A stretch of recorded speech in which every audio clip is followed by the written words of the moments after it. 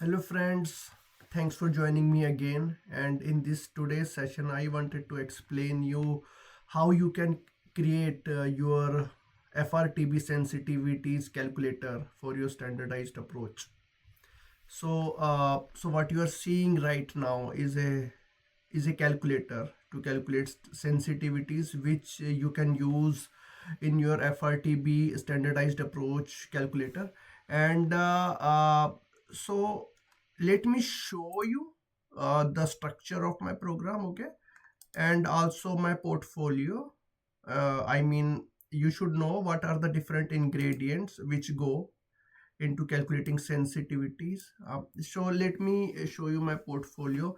So this is my portfolio, and as you see, it has some government bonds, and it has this. So this is the government bond. It is treasury bill.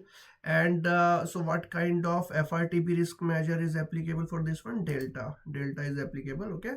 And what is the risk class? It is GIRR, okay, general interest rate risk.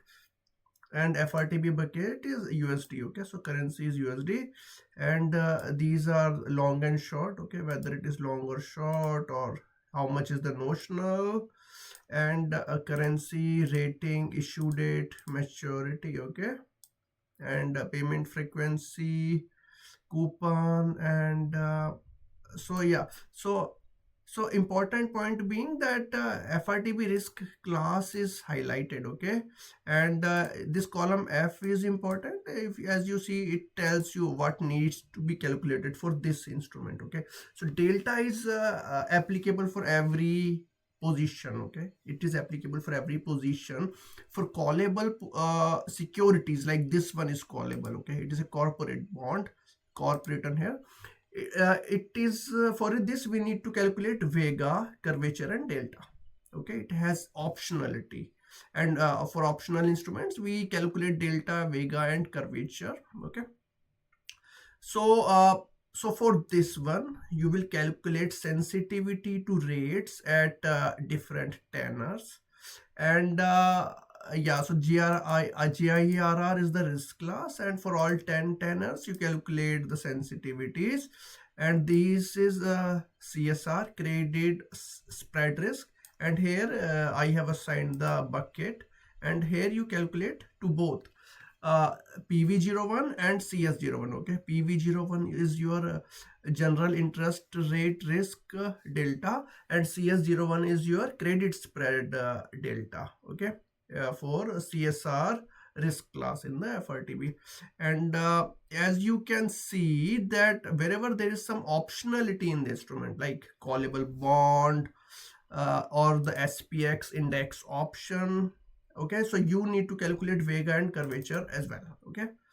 So the optional so why do you need to calculate vega? Because such instruments are sensitive to volatility, okay. So options are sensitive to volatility, that's why you need vega. And why do you need curvature? Because optionality by itself adds to the gamma or curvature, okay, that thing called convexity. It adds convexity. So when there is convexity, there is non-linearity. And for large deviations, okay, in the risk factor, we calculate the difference between the up movement valuation and the down movement valuation. So that is your curvature risk charge, and we subtract the delta risk charge, okay, so to avoid the double counting, okay. So in this portfolio, I have some short positions as well, and we have handled short positions as well without any hard coding. And you see I have SPX options as well. I have assigned bucket, the equity bucket, to them. And you see, okay, so there is no hard coding. So this is my portfolio, and I hope you have followed my previous video. And you can see I have securitization tranches, and I have assigned the FRTB bucket to them. And I have uploaded my code here as well. If you can see, I have followed the sensitivities according to this document. So what is the whatever the sensitivity definition you see here, I have only followed those formulas. Okay, so these are the sensitivity definition. So I hope it makes sense. So you have seen my portfolio, and let me show you my other document. So this document, okay, config, risk weight and correlations, it is more relevant for your next stage, our next stage, which is calculating FRTB standardized approach risk charge, capital risk charge. It is more relevant there. Okay, if you see, it has all the risk weights for all risk classes, and it has also correlations. Okay, correlation matrix. Okay, which again I picked from here. Okay, it has correlations in it. Okay, so I move on to the next input. Okay, market data snapshot. So this is my reference date. Okay, 5th of Feb. Slightly older, but yeah, it works well. I have prices for all the stocks. Okay, all the stocks, and I have risk-free rates. Okay, these are USD risk-free rates, and I have SONIA curve, I have gilt curve, gilt I mean US UK treasury curve, no, and I have SOFR curve here, and so this is one commodities index swap position that I have. Okay, commodity index swap position I have. So so I have actually drilled down into the index, and so these are index constituents. Okay, I have the commodity swap position there, where I receive the commodity index return, total return, and I pay the SOFR plus some spread. Okay, coupon quarterly. So these are the index constituents, and yeah, so, and I have wall surface for the SPX. Okay, so these are options on S&P 500, and as you see that, so at different tenors and different strike price, I have volatility surface. So if you know the strike price, okay, which I know in my case. Okay, this portfolio has some short option positions, and I know the strike, and so I can understand the vol. Okay, I can get the implied volatility. Okay, so that's the main point. So this is the implied, so this is the K. Okay, and this is the implied volatility at different tenors, and these are the GBP curves. Okay, real curve, SONIA curve, and the nominal gilt curve. Okay, so to get the break-even inflation curve, because I have also gilt positions, inflation protected gilt positions, also called tips. Okay, so, and I have some issuer credit spreads as well for these corporate bonds, for these issuers, based on rating, and so these are the credit spread for at different tenors, and some rationale as well. So that's the point actually. And for the tranches, for securitization tranches, the same thing I have done. Okay, the term structure of spreads. Okay, so that's the main thing, term structure of spreads. Okay, so these ways I can calculate CS01, credit spread 01. So now you understand the input. Okay, let me show you the output. Okay, so this is the output. Okay, sensitivities output. So if, as you can see, I have identified the instrument type. Okay, government bond, corporate bond, or whether it is callable bond. Okay, so I have few callable bonds there, and so these are the sensitivity definition. Okay, as you can see, so curvature and vega is only applicable for callable products, and so I have used tree-based calculation methodology, and with using Hull White model. Okay, Hull White model with some predetermined volatility to value the embedded option, and some predefined iterations, so that you can see in the code. Okay, so this is the code which I have added in the GitHub repository which I showed you right now. Okay, so this is the GitHub repo. This is the GitHub repo. Okay, so I have added everything here already for you. So this is the main program, the entry program, and this is the market data. This is the orchestrator. So the job of the orchestrator is to send different commands and to call different methods to calculate delta, vega, and curvature. Okay, so that's the and this is the output writer. It writes your output, the FRTB sensitivities output that you see here. Okay, so that's the job of your output writer, and these are the cash flows. Okay, it what it does is it is for the securitization tranches, and it actually determines the spreads and the notionals, so that you can determine the appropriate CS01 based on different notional vectors for different asset classes for the securitizations like RMBS, ABS, credit card, ABS auto, commercial mortgage backed security. Okay, all these types of instruments. Okay, and these are the sensitivities that you calculate. So and this is one the documentation document, I mean this is the design document, or the document explaining what has been done.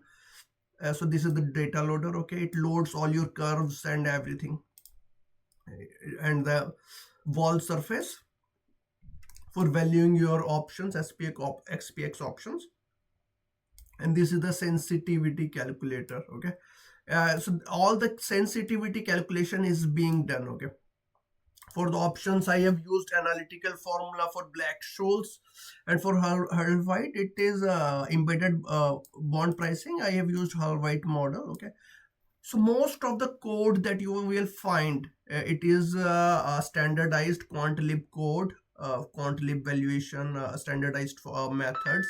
So I wanted to keep it I wanted to keep the custom code to be minimum. Okay, so these are the different metrics which are calculated, and so the main point is that I have covered many different instruments. Okay, as you see, there are swaps there, there is gilts there, and there is corporate bond, there are US treasuries, and if you see also, I also have FX swap. Okay, because I wanted to calculate sensitivity to the basis, right? It is the basis swap. And I have also calculated sensitivity to inflation.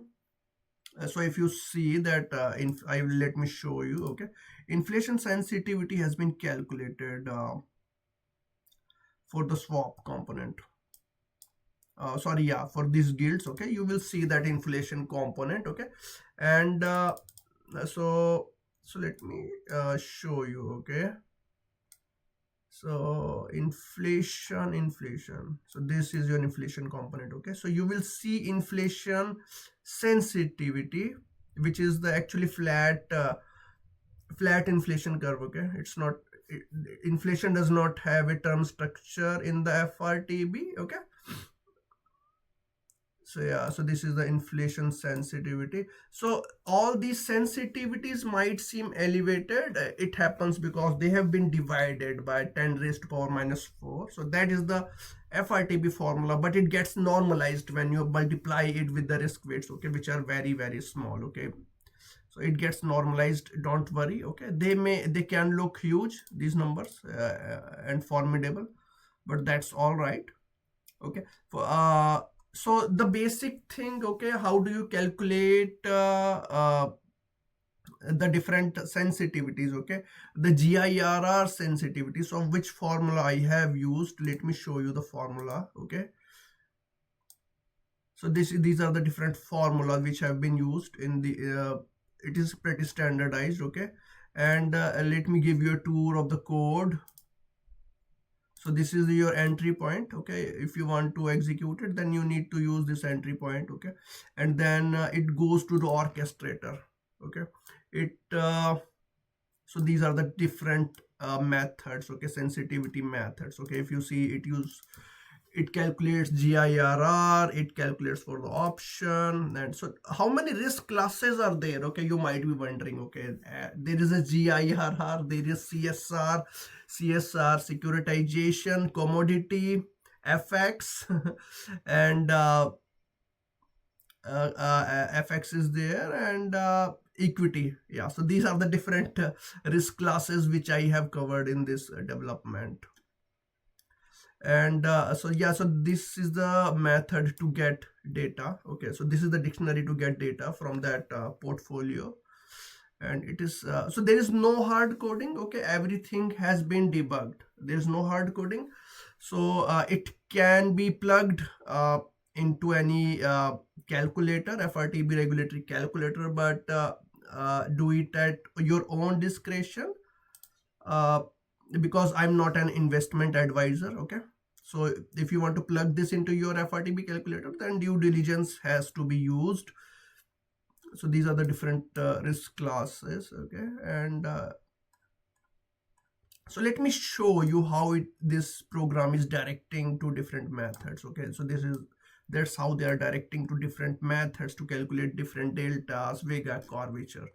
And it handles callable bond, it handles corp bond, it handles government bond, equity, it handles SPX option, and it handles securitization, commodity, TRS swap. Okay, so and there is no hard coding at all. Okay, everything is driven through files. Okay, there is no constant, and nowhere there is any constant stored in the program. Okay, and let me show you uh,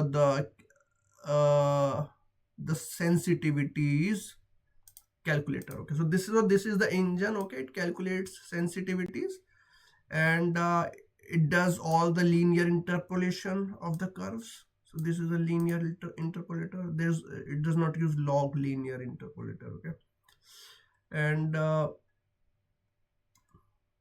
yeah, so there is some parallel shift. It is being used for inflation curve. Okay, and the curves are being built by bumping the tenor by 0.0001. Okay, so that's how we build the bond using quantile function, and pricing is done using standard quantile functions. Okay, so everything is standardized. Yep. And yep, so yeah, so let me know if you have any question. I will be really try to solve any questions you have. Okay, thank you, bye.